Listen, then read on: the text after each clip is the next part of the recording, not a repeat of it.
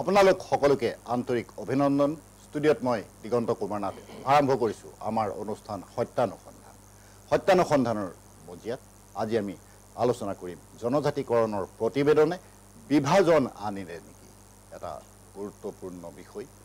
সকলো সময়তে সকলো সমাজত এতিয়া চৰ্চিত হৈ থকা এটা গুৰুত্বপূৰ্ণ বিষয় লৈ আমি আলোচনালৈ আগবাঢ়িছোঁ। মন্ত্ৰী গোটৰ প্ৰতিবেদন দাখিলৰ পাছত বিধানসভাৰ মজিয়াত এই প্ৰতিবেদন দাখিল হোৱাৰ পৰৱৰ্তী সময়ত আমি লক্ষ্য কৰিলোঁ জনজাতি জনগোষ্ঠীয় বিভিন্ন লোকৰ মাজত বিভেদৰ বিষবাস্পই গা কৰি উঠিলে। কোনোবাই আমাৰ জনজাতিকৰণৰ প্ৰতিবেদনক সমৰ্থন কৰিছে আৰু আন কোনোবাই তাৰ বিৰোধিতা কৰিছে। কাৰ্বি আংলং কোকৰাঝাৰ সকলোতে জ্বলিছে। এনেধৰণৰ পৰিৱেশবিলাকৰ সৃষ্টি হ'ল। আমি এটা প্ৰশ্ন কৰিবলৈ বাধ্য হৈছোঁ, জনজাতিকৰণৰ এই প্ৰতিবেদনে আমাৰ মাজলৈ বিভেদ আনিলে নেকি। এনে এটা বিষয় আমি আলোচনা কৰিবলৈ আগবাঢ়িছোঁ। এই সময়তে আৰু কিছুমান প্ৰশ্ন উঠিছে। অনুসূচিত জনজাতি আৰু অনুসূচিত জাতি এই সন্দৰ্ভতো বিভিন্ন বিষয় চৰ্চালৈ আহিছে। আমি এনে বিষয় আলোচনা কৰিবৰ বাবে আমি তিনিগৰাকী অতিথিক আমাৰ মাজলৈ আজি আমন্ত্ৰণ কৰি আনিছোঁ। মই প্ৰথমে আদৰিছোঁ সদৌ অসম কেওট জাতীয় পৰিষদৰ সভাপতিৰ দায়িত্বত থকা দিলীপ কুমাৰ বৰা ডাঙৰীয়া। তেখেতৰ দৃষ্টিকোণেৰে বহুখিনি কথা ক'ব। কেওট জনগোষ্ঠীয় বহুখিনি কথা তেখেতে ক'ব লগা আছে, সেই বিষয়ে আমি কথা পাতিম। মই আদৰিছোঁ সদৌ অসম কেওট জাতীয় সন্মিলনৰ সম্পাদকৰ দায়িত্বত থকা ব্ৰজেন কাকতি। নমস্কাৰ। তেখেতৰ দৃষ্টিকোণৰ পৰা বহুখিনি কথা ক'ব। তৃতীয় এগৰাকী প্ৰতিনিধি এই মুহূৰ্তলৈকে আমাৰ মঞ্চ আহি পোৱা নাই, আমাৰ ষ্টুডিঅ'ত উপস্থিত হোৱা নাই। কিছু সময়ৰ পাছতে তেখেতে আহি আমাৰ মাজত উপস্থিত হ'ব। মই তেখেতক এতিয়াই আদৰণি জনাই থৈছোঁ। সদৌ অসম কেওট জাতীয় পৰিষদৰ প্ৰাক্তন সম্পাদক পংকজ শইকীয়া। তেখেত অহাৰ সময়তে আমি আমাৰ আলোচনালৈ তেখেতক স্বাগতম জনাম। মই অনুষ্ঠানৰ আৰম্ভণিতে দিলীপ কুমাৰ বৰা ডাঙৰীয়াক এই কথা সুধিব বিচাৰিছোঁ যে যি সময়ত জনজাতিকৰণৰ এই প্ৰতিবেদনে চৰ্চা লাভ কৰি আছে, ক্ৰিয়া প্ৰতিক্ৰিয়া সকলোৰে সৃষ্টি হৈ আছে, তেনে সময়ত কেওট জাতীয় পৰিষদে আজি সংবাদমেল অনুষ্ঠিত কৰিছে আৰু কেওটৰ জাতিগত প্ৰমাণপত্ৰ বা এনেধৰণৰ বহু অসুবিধা লৈ আপোনালোকে সংবাদমেল সম্বোধন কৰাৰ তথ্য আমাৰ হাতত আছে।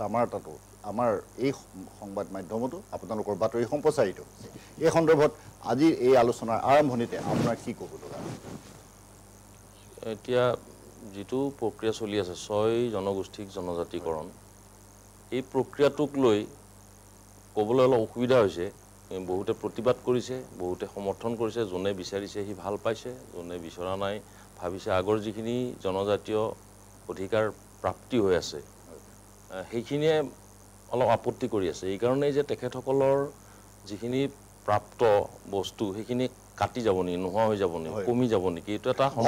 ভীতিগ্ৰস্ত হৈছে। কাৰণ যদি সঁচাকৈ ৬ জনগোষ্ঠীৰ জনজাতিকৰণ হৈ যায় তেতিয়াহ'লে যিটো ৰিজাৰ্ভেশ্যন কোটা বুলি কওঁ আমি, সংৰক্ষিত যিটো আসন, সেই আসনবিলাকৰ কিবা তাৰতম্য ঘটিব পাৰে নেকি, এই বিষয়ক লৈ যথেষ্ট সন্দেহৰ সৃষ্টি হৈছে আৰু তেওঁলোকে প্ৰতিবাদ কৰিছে। ইতিমধ্যে আপোনালোকে গম পায় সিদিনা কোকৰাঝাৰত ইয়াৰ প্ৰতিবাদত আমাৰ সদনৰ যি চকী বেঞ্চ ভাঙি যি এটা বিশৃংখল পৰিৱেশৰ সৃষ্টি হ'ল সচিবালয়, BTC সচিবালয়, এইটো দুৰ্ভাগ্যজনক। এনেকুৱা পৰিৱেশ হ'ব নালাগিছিল, কাৰণ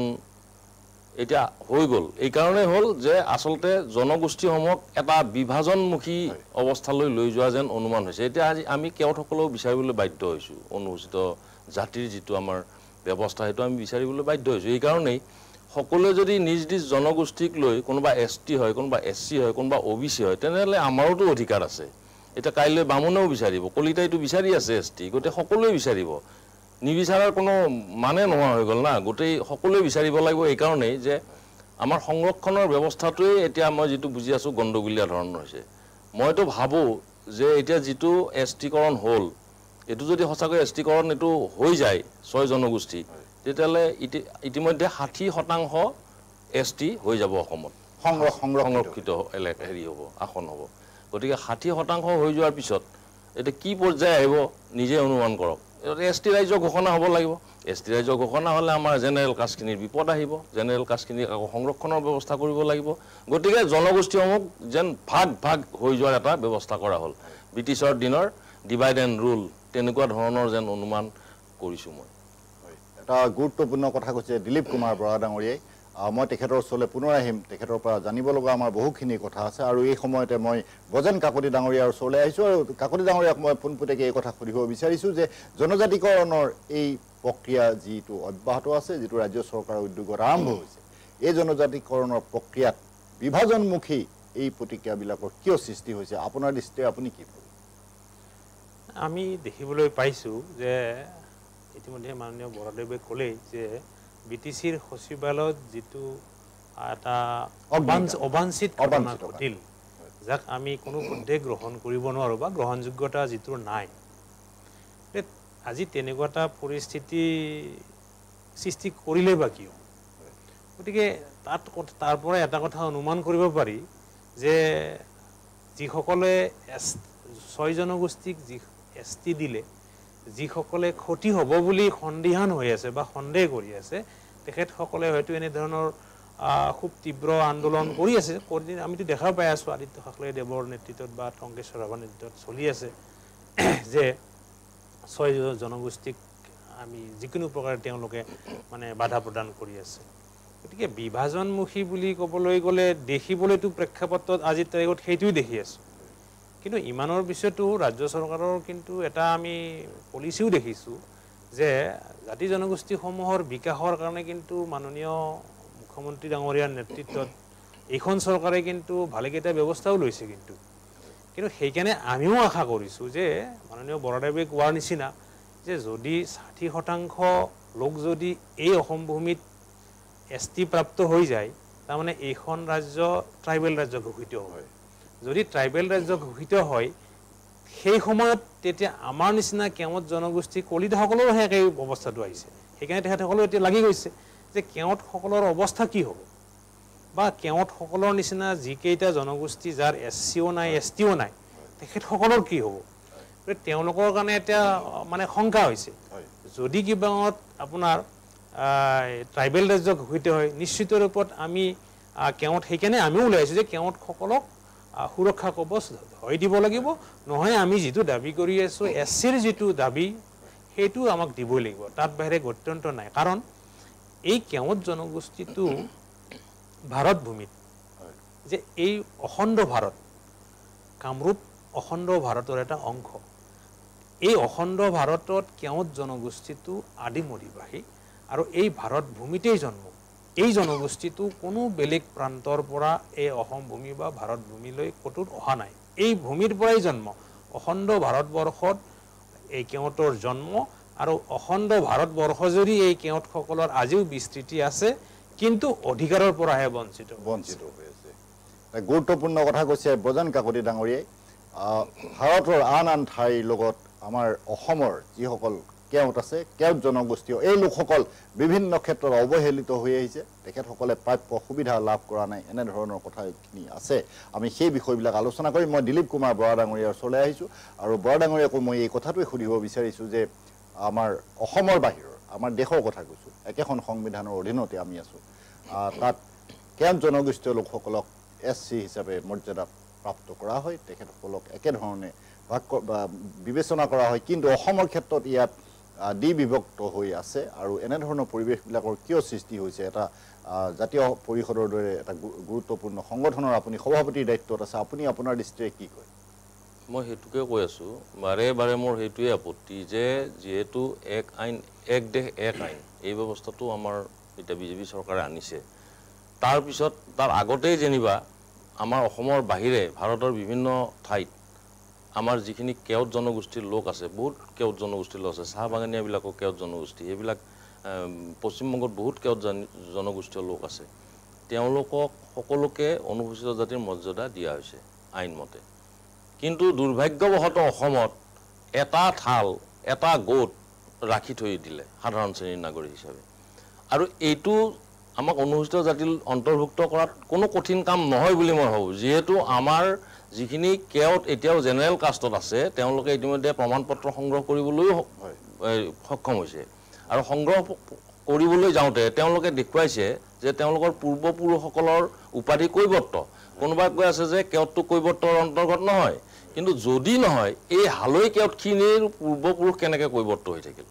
মাটিৰ কাগজ পাতি আৰু সেই কৈৱৰ্ত সূত্ৰে উপাধিৰ সূত্ৰে তেওঁলোকে SC চাৰ্টিফিকেট পাবলৈ সক্ষম হৈছে গতিকে বাকি এইখিনিয়ে যদি পায় এইটো এটা ডাঙৰ জল পট উদাহৰণ যে কৈৱৰ্তই কেও একেসকলৰ পূৰ্বপুৰুষ যদি কৈৱৰ্ত হয় মাটিৰ কাগজ পাতিত যদি কৈৱৰ্ত আছিল তে আমিও কৈৱৰ্ত বংশধৰ মাত্ৰ আমাৰ কিছু ভুলৰ কাৰণে হয়তো কোনোবাই কি কৰিলে এটা অকমান তাৰ পৰা কাটি আহিব পাৰে সেইটো মই নুই নকৰো কিন্তু এইটো নহয় যে আমি কৈৱৰ্ত নহয় কৈৱৰ্ত মানে কেওট মানে কৈৱৰ্ত আৰু সংবিধান এৰিও কৈ আছে আমাক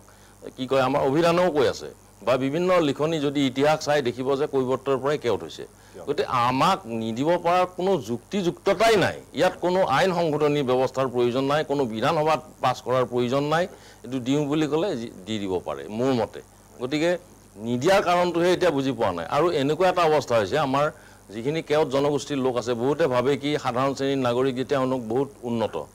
কিন্তু নহয় আপোনাক মই গাঁৱলৈ লৈ যাব পাৰিম তামুলপুৰ অঞ্চলত মই গাঁওবিলাকত সোমাইছো এনেকুৱা অৱস্থাত আছে 80% কেওট জনগোষ্ঠীৰ লোক আমাৰ যিখিনি সাধাৰণ শ্ৰেণীৰ নাগৰিক একেবাৰে পিছ পৰি আছে কোনো আৰ্থিক অনুদান আদিও নাই কোনো চাকৰি বাকৰি নাই লেখা পঢ়াৰ কোনো সুবিধা নাই ল'ৰা ছোৱালীক পঢ়াব নোৱাৰে বাকি সকলো জনগোষ্ঠী কিন্তু এতিয়া যিটো হাৰত আগবাঢ়ি গ'ল আমাৰ কেওট জনগোষ্ঠীটো দিনে দিনে পিছলৈ গুচি গৈছে গতিকে এই কথাটো লক্ষণীয়টো চাব লাগিব আৰু এটো মই চৰকাৰক আহ্বান জনাইছো তেওঁলোকে এইবিলাক দৰ্শন কৰক চাই পেলাই মোৰ কথা যদি মিছা হয় তে কক যে এইটো মিছা কথা মই 100% ক'ব পাৰো এইটো মিছা কথা নহয় মই গাঁৱত সোমাইছো তো বহুত গাঁৱত সোমাইছো অতি অনুন্নত অৱস্থাত আছে অতি পিছপৰা অৱস্থাত আছে আৰ্থিক দৈন্যতাই তেওঁলোকক গ্ৰাস কৰি পেলাইছে এনেকুৱা অৱস্থা হৈছে গতিকে মই ভাবো যদি সকলোকে এনে ধৰণে উন্নয়নমুখী কৰিব বিচাৰে কেওটসকলৰ যিটো গোট এতিয়াও সাধাৰণ শ্ৰেণীৰ নাগৰিক হিচাপে অন্তৰ্ভুক্তি হৈছে তেখেতক অতি সোনকালে মানে অনুসূচিত জাতিৰ মৰ্যাদাটো দিব লাগে মোৰ কথাখিনি এইখিনি একদম খাটাং কথা আৰু অন্যথা আমি আন্দোলন পথ আজি দুটা সংগঠন আমি লগ হৈছো আৰু আমি যে আন্দোলনৰ পথ লম এটো কিন্তু খাটাং হয় আন্দোলনৰ পথ লোৱাৰ কথা ঘোষণা কৰিছে দিলীপ কুমাৰ বৰা ডাঙৰীয়াই কাৰণ তেওঁলোকে নিজৰ ভৱিষ্যতক লৈ শংকিত হৈছে চিন্তিত হৈছে বজন কাকতি ডাঙৰীয়া এই ক্ষেত্ৰত কি চাওক এই জনগোষ্ঠীটো আপোনালোকে গম পায় যে 20 আগষ্টৰ দিনা আমি যেতিয়া ভাৰতৰ আইন মন্ত্ৰী মাননীয় অৰ্জুন ৰাম মেঘৱাল ডাঙৰীয়াক যেতিয়া আমি স্মাৰক পত্ৰ দিবলৈ গৈছিলোঁ SCBC দিল্লীত তেতিয়া তেওঁ এখন বৈঠক লগে বৈঠক আয়োজন কৰে তাত তেওঁ আমাক সুধিছিল যে এই কেওট জনগোষ্ঠীটো ভগৱান শ্ৰী ৰামচন্দ্ৰৰ লগত জড়িত আপোনাৰ গংগা নদী পাৰ কৰোঁতে যে শ্ৰী ৰামচন্দ্ৰৰ চৰণ ধুৱাই দিছিল সেই জনগোষ্ঠী নেকি তেতিয়া আমি কৈছিলোঁ হয় তেতিয়া তেওঁ অতি দুখেৰে সৈতে জনাইছে যে आप लोगों को तो SC का जो राइट है तो पहले ही मिलना चाहिए था তেওঁ কৈছে যে SCৰ যিটো অধিকাৰ আপোনাক আগতেই পাব লাগিছিল দিব লাগিছিল তেওঁ এইটো কথা ক'লে যে এই সংক্ৰান্তে নেক্সট আপকামিং যিটো সেশন এটা চলি আছে তেওঁ হেতু আমাক অনাৰেবল সেশনৰ আগত তেওঁ প্লেস কৰিম বুলিও আমাক কৈছিল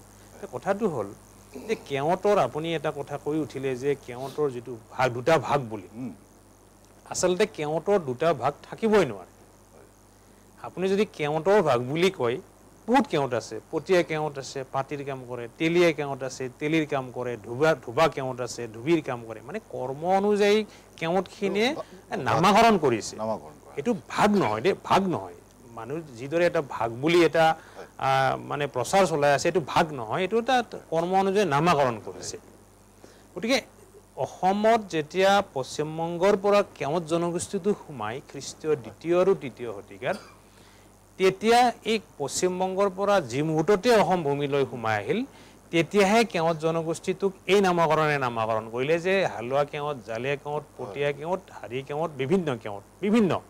আৰু এইবোৰ হৈছে যেতিয়া আহোম ৰজা যেতিয়া আছিল কৰ্ম অনুযায়ী এইবোৰ নামাকৰণ কৰিছিল কিন্তু কেওট বুলি কওঁতে সেই তাহানিৰে কেওট য'ত কোনো ধৰণৰ এনে ধৰণৰ নামাকৰণবোৰে মানে চুব নোৱাৰে গৈ যে কেওট বুলি কওঁতে প্ৰাচীন কেওট য'ত কেওটসকল SC বুলি আজিও পশ্চিমবংগতো কেওট বুলি কওঁতে SC আপোনাৰ ত্ৰিপুৰাত SC উৰিষ্যাত SC তেতিয়ালে অসম ভূমিত একে মাকৰ সন্তান এই জালুৱা আৰু হালুৱা নামাকৰণ কৰিবলৈ কাৰ কি স্বাৰ্থ আছিল ইতিহাসত আমি এতিয়া এইবোৰ নাজানো কিন্তু কাৰ স্বাৰ্থত এই জালুৱা হালুৱা নামাকৰণ কৰি আমাৰ এই হালোৱাসকলক হালোৱা যিটো নামকৰণ কৰি সেই গোটটোক এছচিৰ পৰা বঞ্চিত কৰি ৰাখিলে কাৰ এইটো ষড়যন্ত্ৰ আছিল সময়ত এইবোৰ ওলাই পৰিব কিন্তু আমি কেৱত জনগোষ্ঠীটোৱে আজি ভালেকেইটা সংগঠন আছে আমাৰ মাননীয় বৰাদেৱ আছে জাতীয় পৰিষদৰ ফালৰ পৰা তেওঁলোকে তেওঁলোকৰ ৰাস্তাত গৈছে লক্ষ্য একেটাই আমি কেৱত জাতীয় সন্মিলনেও সেই একেই লক্ষ্যৰে আমি আগুৱাই গৈছোঁ আদৰ্শগত অমিল থাকিব পাৰে কিন্তু আমাৰ যিটো লক্ষ্য কেৱতসকলক এছচি দিয়াৰ যিটো লক্ষ্য বা কেৱতসকলৰ সুৰক্ষা কবচ অসমত বা বড়োভূমিত ভূমিকে আদি কৰি সামাজিক যি সকলো অধিকাৰৰ ক্ষেত্ৰত আমি মাত মাতি আহিছোঁ আৰু বৰাদেৱে কোৱাৰ নিচিনা আপুনি আচৰিত হ'ব যে এনেকুৱা মেক্সিমাম অঞ্চল এনেকুৱা এটা দুটা নহয় যে কেৱত মানুহখিনি এনেকুৱা এটা নিম্ন খাপত মানে জীয়াই আছে জীৱন নিৰ্বাহ কৰি আছে যে তেওঁলোকৰ গ'লে গম পায় যে ইমানেই বেয়া লাগে তানে যোৱাৰ পিছত যে জনগোষ্ঠীটোৰ এই এছচিৰ যিটো আমাৰ বঞ্চিত কৰি থাকিল প্ৰাপ্তিৰ পৰা সেইটোৰ মূল অন্তৰায় আছে নহ'লে ইমান নিম্ন খাপৰ জীৱন ধাৰণ প্ৰক্ৰিয়া আমি কৰিব নালাগিলহেঁতেন আজিও বহুতে কয় আমাৰ ভালে কেইগৰাকী অনুসূচিত জাতিৰ ছাত্ৰ সন্থাৰ সতীৰ্থই মানে আপত্তি কৰিছিল যে কেৱতসকলে এছচি পাব নালাগে আপোনালোকে চাগে পাইছে আনকি অসম বন্ধ দিয়াৰ নিচিনাও কাৰ্যসূচী তেওঁলোকে ল'ম বুলি কৈছিল প্ৰতিবাদী কাৰ্যসূচী কিন্তু আমি তেখেতসকলক তেতিয়াই বাৰম্বাৰ মানে বন্ধুৰ নিচিনাকৈ আমি কথাটো কৈছিলোঁ যে আপোনালোকে হয়তো কেৱতসকলৰ যিখিনি দুৰ্দশা সেইখিনি আপোনালোকে চোৱা নাই আজিৰ তাৰিখতো কেৱতসকল কিছুমান উচ্চ যিখিনি বংশৰ বা সমাজ আছে তাত আজিৰ তাৰিখতো নিষ্পেষিত মানে শোষিত আৰু তেওঁলোক মানে কি তুচ্ছ তাচ্ছিল্যৰ পাত্ৰও হৈছে আমি নিজে অৱহেলিত গতিকে এই যিটো পৰিস্থিতি এই পৰিস্থিতিৰ পৰা পৰিত্ৰাণ পোৱাৰ এটাই ৰাস্তা সেইটো হ'ল অসমৰ কেৱতসকলক জালৈ হালৈ বুলি আমি কোৱা নাই অসমৰ কেৱতসকলক এছচিৰ যিটো প্ৰাপ্তিৰ দিব লাগে এটা গুৰুত্বপূৰ্ণ কথা ক'লে অসমৰ কেৱত জনগোষ্ঠীৰ ইতিহাস এই গ্ৰন্থৰ প্ৰণেতা ব্ৰজেন কাকতি ডাঙৰীয়ে তেখেতৰ অকণমান সময় মতামতত বহুখিনি গুৰুত্বপূৰ্ণ কথা উল্লেখ কৰিলে আমি তেখেতৰ ওচৰলৈ পুনৰ আহিম এতিয়া আহিছোঁ দিলীপ কুমাৰ বৰা ডাঙৰীয়াৰ ওচৰলৈ আৰু বৰা ডাঙৰীয়াক মই সুধিব বিচাৰিছোঁ যে এই আপোনালোকৰ মাজত যি বিভক্তিকৰণৰ কথা আহিলে কাকতি ডাঙৰীয়াই বিভক্ত নহয় বুলি কৈছে কিন্তু আমাৰ সমাজ জীৱনত এই বিভক্তিকৰণবিলাক স্পষ্ট হৈ পৰে এনেধৰণৰ কিছুমান কথা হৈ আছে যেনে মই এই কাৰণত এটা কথা উল্লেখ কৰিলোঁ যে আপোনালোকৰ যি অনুসূচিত জাতিৰ প্ৰমাণপত্ৰ উলিওৱাৰ ক্ষেত্ৰত বহু কেৱত জনগোষ্ঠীয় লোকে এই প্ৰমাণপত্ৰ লাভ কৰে আৰু বহু সময়ত দেখা যায় বিভিন্ন জিলা আয়ুক্তসকলে অনুসূচিত জাতিৰ এই প্ৰমাণপত্ৰ দিয়াৰ ক্ষেত্ৰত আপোনালোকৰ কথাই শুনিব নিবিচাৰে এনেধৰণৰ ঘটনাবিলাকো আছে এই সন্দৰ্ভত আপুনি কি কয় কিয় এইটো শুদ্ধ কথাই কৈছে এতিয়া কিছুমান জিলাত হৈছে কি আয়ুক্তসকলে কেৱতক চাৰ্টিফিকেট দিয়াৰ ক্ষেত্ৰত কোনো সমস্যাৰ সৃষ্টি কৰা নাই কিন্তু কিছুমান জিলাত আছে কি দিব নোখোজে এইটো হৈ আছে যেনে নলবাৰীত আপোনাৰ 90% ওপৰ ইতিমধ্যে আমাৰ কেৱতসকলে অনুসূচিত জাতিৰ প্ৰমাণপত্ৰ উলিয়াই লৈছে কিন্তু আমাৰ ওদালগুৰি তামোলপুৰ এইবিলাকত চাওক এইবিলাকত যদি খুজিব যাওঁ নিদিয়ে মৰিগাঁৱত ওলাই আছে এনেকুৱা বহুত ঠাইত বৰপেটাত উলিয়াইছে বহুত ঠাইত কিন্তু আয়ুক্তসকলে এইটো পাৰ্মিশ্যন দিছে উলিয়াবলৈ সক্ষম হৈছে মানুহখিনিয়ে কিন্তু আমাৰ কিছুমান জিলাত আয়ুক্তসকলে এইটো অনুমতি দিয়া নাই এতিয়া কিয় এনেকুৱা হৈ আছে সেইটো নাজানো আৰু যিটো বিভক্তৰ কথা কৈছে মই সেই বিভক্তটো কোৱা নাই বিভক্ত যে হৈছে কিছুৱে পালে অনুসূচিত জাতি মৰ্যাদা আৰু কিছু সংখ্যকে নাপালে সেইটোৱে বিভক্তৰ কথা কৈছোঁ এনেইটো কৰ্ম অনুযায়ী হৈছে মালি কেৱত ধুবি কেৱত ইত্যাদি বিভিন্ন ধৰণৰ কেৱত আছে কেইবাটাও গোষ্ঠী আছে কেৱতৰ মানে কাম কৰ্ম অনুযায়ী বিভাজন আৰু আমি হাল বোৱা খেতি কৰাৰ কাৰণে আমাক হালুৱাই কেৱত বুলি কোৱা হ'ল হালোৱা কেৱত এতিয়া আমি হাল বোৱাৰ কাৰণে হালোৱা কেৱত হোৱাৰ কাৰণে আমি চৰ অঞ্চল এৰি আহি আমি বিভিন্ন বেলেগ কিছুমান ঠাইত আমি বসতি স্থাপন কৰিলোঁ আৰু তাতে খেতি বাতি কৰা আৰম্ভ কৰিলোঁ সেইকাৰণে আমাক হালোৱা কেৱত বুলি কয় আৰু যিখিনিয়ে তাতে থাকি গ'ল চৰ অঞ্চলতে তেওঁলোকে মাছৰ ব্যৱসায় কৰি থাকিলে মৎস্য চিকাৰ কৰি থাকিলে তেওঁলোকক কোৱা হ'ল কি কয় ডোম গতিকে এনেধৰণে বিভাজনটো হ'ল আৰু আমি কেনেকৈ খেতি কৰিলোৱেই যেনিবা উঠি আহিলোঁ এইটোতো পৰিস্থিতি সাপেক্ষে পৰিৱেশ সাপেক্ষে মানুহবিলাক এতিয়া চব চহৰমুখী হৈছে গাঁও এৰি পেলাই চহৰমুখী হৈছে আৰু এনেকুৱা ধৰণে বসবাস কৰিবলৈ লৈছে কোনো জনগোষ্ঠী এটাই একক সংখ্যাগৰিষ্ঠতা হিচাপে পোৱাটো টান আমি সেনেকৈ আহিলোঁ এতিয়া আমাক হালোৱা কেৱত বুলি ক'লে আৰু হালোৱা কেৱতটো কি কাৰণত এতিয়া প্ৰমাণপত্ৰ নাপায় বা অনুসূচিত জাতিৰ মৰ্যাদা নাপায় সেইটো কিন্তু মই বুজি পোৱা নাই গতিকে মই এই দুটা ভাগৰে কৈছোঁ, এটা বঞ্চিত হৈ থকা ভাগটো আৰু এটা হ'ল যিখিনিয়ে প্ৰমাণপত্ৰসমূহ পালে আৰু তেওঁলোকে এতিয়াও চৰকাৰী সুবিধাবিলাক গ্ৰহণ কৰি আছে। এতিয়া হালোৱা কেওটৰ পৰা আকৌ প্ৰমাণপত্ৰ লৈছে যদিও তেওঁলোকে চৰকাৰী সুবিধাবিলাক গ্ৰহণ কৰিব পৰা নাই, লৈ থৈ দিছে মনে মনে। কিছুমানে প্ৰকাশ কৰা নাই, কিছুমানে প্ৰকাশ কৰিছে, এনেকুৱা অৱস্থা হৈছে। ক'ৰবাত কোনোবাই চাকৰি কৰিছে, তাৰ ওপৰত কোনোবাই আকৌ কেছ ফাইল কৰিছে, এনেকুৱা বহুত ধৰণৰ ঘটনা ঘটি আছে। গতিকে এই ঘটনাবিলাকে আমাক অলপ চিন্তিত নকৰা নহয়, আমাক কৰিছে। সেইকাৰণে আমি কৈছোঁ যে সকলো কেওট, অল কেওট, আৰু এইটো আমাৰ মাননীয় মুখ্যমন্ত্ৰী মহোদয়েও কৈছিলেই, লগে লগে কৈছিল যে অল কেওট SC। আমি কৈছিলোঁ যে অল কেওট SC হ'ব লাগে, ইয়াত কোনো ডিভাইড থাকিব নালাগে, ডিভিজন থাকিব নালাগে। কিন্তু বৰা ডাঙৰীয়া, আমাৰ মুখ্যমন্ত্ৰী ডাঙৰীয়াৰ লগত আৰু আমাৰ সংশ্লিষ্ট চৰকাৰৰ উচ্চপদস্থ আপোনালোকৰ বহু বিষয়াৰ সৈতে বহুতবাৰ আপোনালোকৰ আলোচনা হৈ আছে। এই আলোচনাসমূহ কিয় সফল হোৱা নাই, আপুনি কি ভাবে? এতিয়া সেইটোৱে এটা ডাঙৰ সমস্যা হৈছে। মুখ্যমন্ত্ৰী মহোদয়ে, মাননীয় মুখ্যমন্ত্ৰী মহোদয়ে কয় কামটো কৰিম, হ'ব। আমাক সেই বুলি আমাৰ মাননীয় SC মন্ত্ৰী এইটো পীযুষ হাজৰিকা ডাঙৰীয়াই বিভিন্ন সংগঠন মাতিলে, এবাৰেই মাতিলে দেই। আমাৰ অনুসূচিত জাতিৰ মহিলা পৰিষদ, অনুসূচিত জাতিৰ ছাত্ৰ সন্থা, অনুসূচিত জাতিৰ যিখিনি সন্থা আছিল গোটেইখিনিক মাতি এটা আলোচনাত মিলিত হৈছিলোঁ আমি। তাৰপিছতে এই প্ৰতিবাদটো আৰম্ভ হ'ল। প্ৰতিবাদটো আৰম্ভ হোৱাৰ পিছতে আমাৰ কামটো স্থবিৰ হ'ল, ঘটনাটো সেইটোৱে হ'ল। আলোচনাত বহিছিলোঁহে, তাত কোনো প্ৰস্তাৱ লোৱা হোৱা নাছিল, কিন্তু আলোচনাত বহাৰ পিছতে এওঁলোক জাঙুৰ খাই উঠিল, আৰু জাঙুৰ খাই উঠাৰ পিছত আমাৰ বস্তুটো কি হ'ল, মানে পৰিৱেশ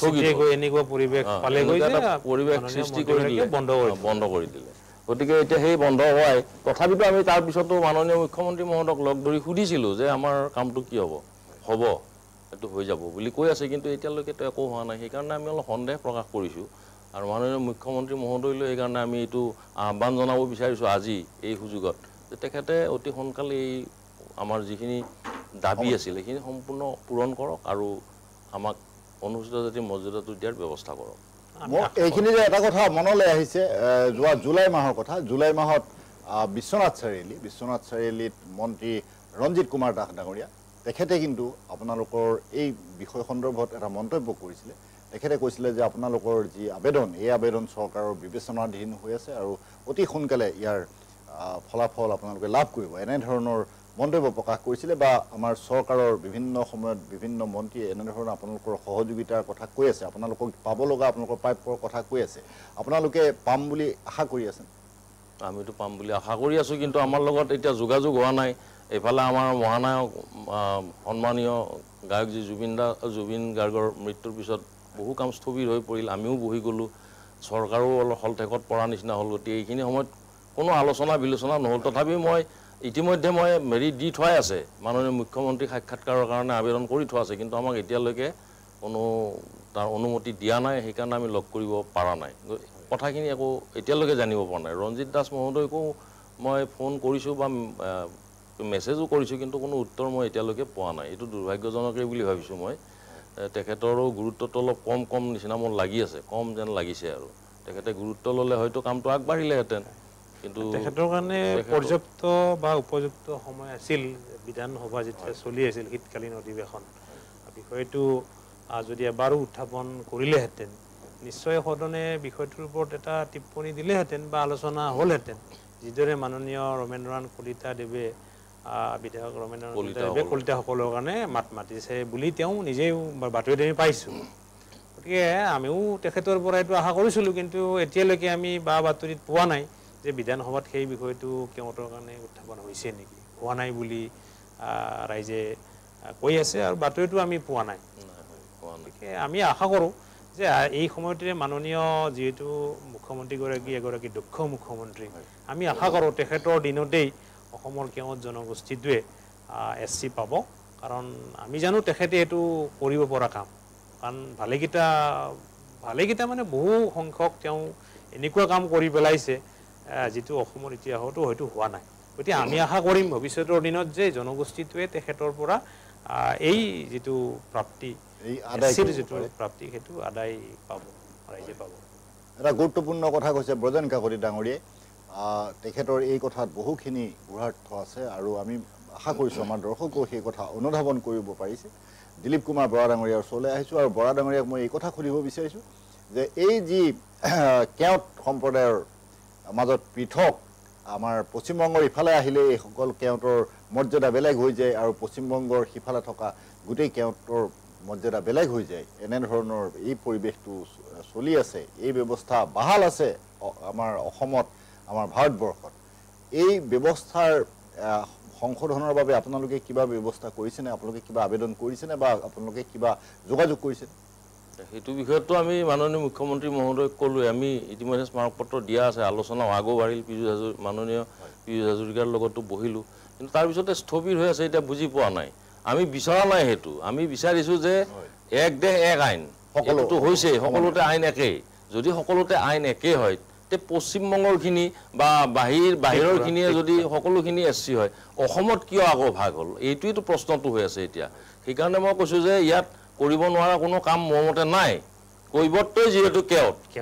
কৈৱৰ্তই কেওট গতিকে আমাৰ প্ৰমাণ আছে আমি কৈৱৰ্তই হয় কৈৱৰ্তৰ পৰাই কেওট হৈছোঁ গতিকে পোনপটীয়াকৈ এই প্ৰশ্নটো উত্থাপন কৰিয়ে তেওঁলোকে আমাক SCটো দিব পাৰে ইয়াততো বেলেগ আৰু প্ৰশ্ন থাকিব নালাগে মোৰ মতে একো প্ৰশ্ন নাই ইয়াত কোনো ধৰণৰ তথ্য পাতিৰ প্ৰয়োজন আছে বুলি মই নাভাবোঁ খালি আমাৰ যিখিনি অনুসূচিত জাতিৰ লোক আছে সেইখিনি প্ৰতিবাদ কৰাটোৱে এটা মূল সমস্যা বোধহয় হৈ আছে মোৰ মতে আৰু সেইখিনিয়ে যদি মানি লয় আচলতে মানি লোৱাটো মই ভাল পাম এই কাৰণেই আজি চাব আপুনি ওদালগুৰিত যাওক তামোলপুৰত যাওক আৰু বেলেগ বেলেগ জিলাবিলাকত যিখন SC বোৰ্ড আছে SC বোৰ্ডত বাঙালী সম্প্ৰদায়ৰ লোকে দখল কৰি আছে তাত কিন্তু আমি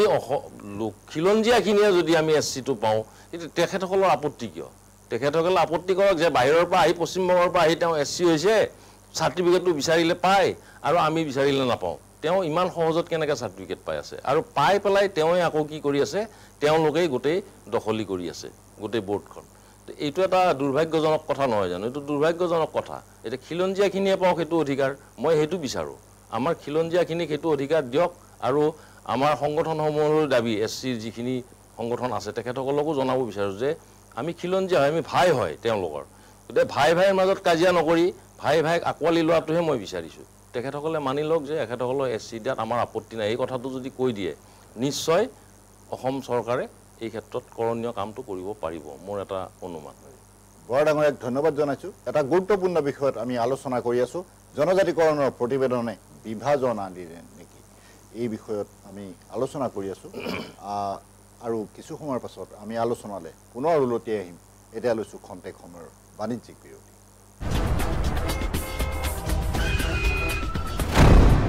এক্সিডেণ্টৰ পৰা বাচিলা হয় কিন্তু এই ধোঁৱা ধূলি সোপাৰ পৰা কেনেকৈ বাচিবা হে এইবোৰে কলিজা হাওঁফাওঁ চব খাব বুজিছা হাৰ্ট এটেক হৈ মৰিব লাগিব মোৰ চকুকেইটাও পুৰিছে বুজিছেনে মুঠৰ ওপৰত মৰণ ফান উশাহৰ বায়ুকণো বিষাক্ত হ'ল বুলি নক'ব আমাৰ কিছুমান কাম কাজেহে বায়ু বিষাক্ত কৰিলে প্ৰদূষিত বায়ুৰ ফলত হৃদযন্ত্ৰ হাওঁফাওঁ মস্তিষ্ক যকৃত বৃক্ক আদি ৰোগত আক্ৰান্ত হোৱাৰ লগতে মৃত্যুৰ কাৰণো হ'ব পাৰে আমি তেনে কাম কাজৰ কিবা একোটা হয় প্ৰদূষণ ৰোধী ব্যৱস্থা ল'ব লাগিব আহক আমি বায়ু প্ৰদূষণ ৰোধ কৰোঁ অসম প্ৰদূষণ নিয়ন্ত্ৰণ পৰিষদৰ দ্বাৰা প্ৰচাৰিত स्कैमर्स की विकेट टपकाने की कोशिशें जारी क्या होगी समाप्त बल्लेबाजों की पारी हेलो मैडम बिजली विभाग से बोल रहा हूँ इस लिंक पे पैसे भरे वरना बिजली कट जाएगी बिजली कट जाएगी टेंशन का माहौल बल्लेबाज जाल में फंसते हुए काट दो वैसे भी आज कैंडल लाइट डिनर का प्लान है कैंडल लाइट आंटी भर दो ना प्लीज मुंह तोड़ दबाव कमाल की साझेदारी ने कर दिया स्कैमिंग टीम को परास्त बी अलर्ट बी स्कैम से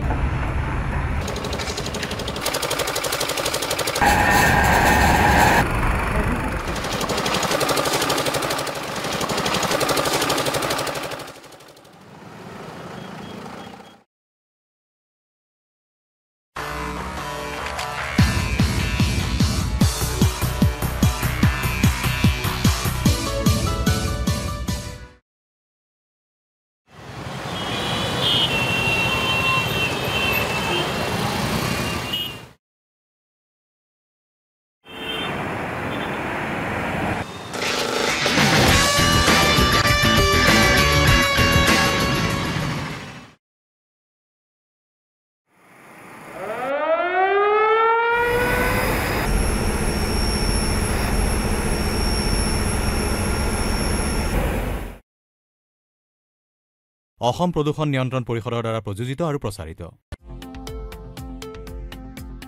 শৰীৰৰ যিকোনো অসুবিধাৰ সন্মুখীন হৈছে নেকি আপুনি? শাৰীৰিক সমস্যাৰ প্ৰতিকাৰ কেৱল আমি দিম। অভিজ্ঞ চিকিৎসকে দিব সুপৰামৰ্শ। প্ৰতি সপ্তাহত থাকিব বিভিন্ন ৰোগৰ বিশেষজ্ঞ চিকিৎসক। চাবলৈ নাপাহৰিব এনি ভাৰত 24ৰ বিশেষ অনুষ্ঠান স্বাস্থ্য বিশেষ।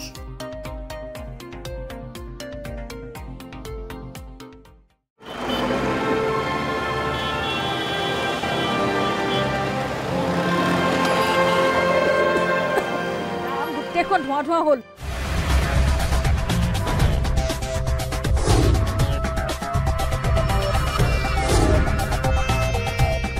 প্ৰদূষণ, গাড়ী মটৰৰ বাবে প্ৰদূষণ। এই প্ৰদূষণবোৰ বন্ধ কৰিব নোৱাৰিনে?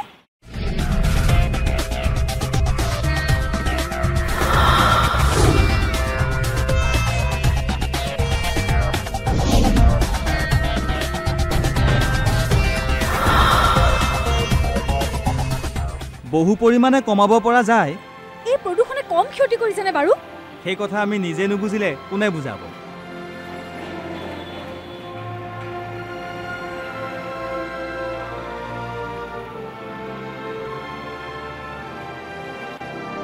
অসম প্ৰদূষণ নিয়ন্ত্ৰণ পৰিষদৰ দ্বাৰা প্ৰযোজিত আৰু প্ৰচাৰিত।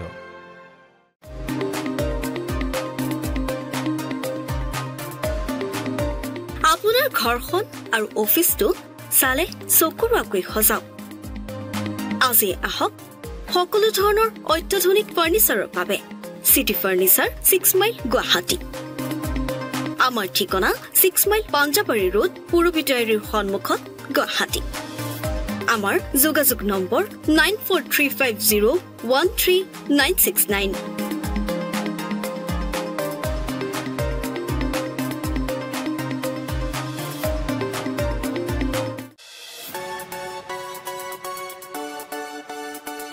ৰঙাপাৰাবাসীৰ বাবে সুখবৰ। আপুনি যদি দুচকীয়া বাহন ক্ৰয় কৰিব বিচাৰিছে তেন্তে এতিয়াৰ পৰা আৰু চিন্তাৰ কোনো প্ৰয়োজন নাই।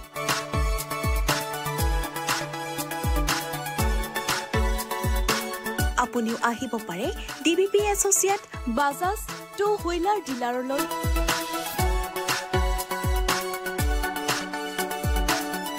আমাৰ ঠিকনা হৈছে ৱাৰ্ড নং 8 ঠাকুৰবাৰী ৰোড, ডাকঘৰ ৰঙাপাৰা, জিলা শোণিতপুৰ, অসম। আমাৰ যোগাযোগ নম্বৰ হৈছে 9435707133 আৰু 9707967285।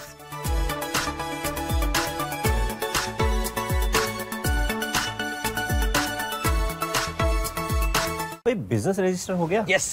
सिर्फ करंट अकाउंट बाकी है। करंट अकाउंट के लिए तो SBI बेस्ट है।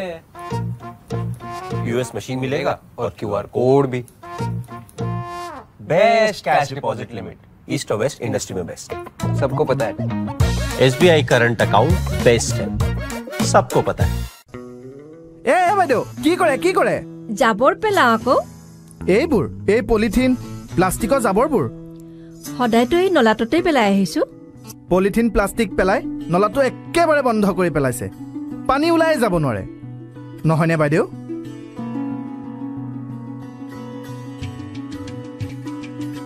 ৰ'ব বাইদেউ ৰ'ব, 1 মিনিট ৰ'ব। আপুনি জানেনে পলিথিন প্লাষ্টিক পানীত নগলে মাটিটো মিলি নাযায়। আপোনালোকে সেইবোৰ নলাত পেলায় আৰু গোট খাই নলাটো বন্ধ হৈ যায়। হ'ব আৰু নেপেলাও দিয়ক, জ্বলায়ে দিম। আৰু বেছি বেয়া হ'ব, জ্বলালে বায়ু বিষাক্ত হ'ব। তেনেহ'লে কি কৰিম? জাবৰ নিবলৈ অহা নাইবা ফেৰীৱালাক দি দিব, তেওঁলোকে কাৰখানাত বেচিব আৰু কাৰখানাত নতুন বস্তু বনাব। বুজিলেনে? বুজিলো। প্লাষ্টিক পলিথিন য'তে ত'তে নেপেলাব আৰু নজ্বলাব। নিবলৈ অহা মানুহকে দি দিবচোন, 2 পইচা পাব।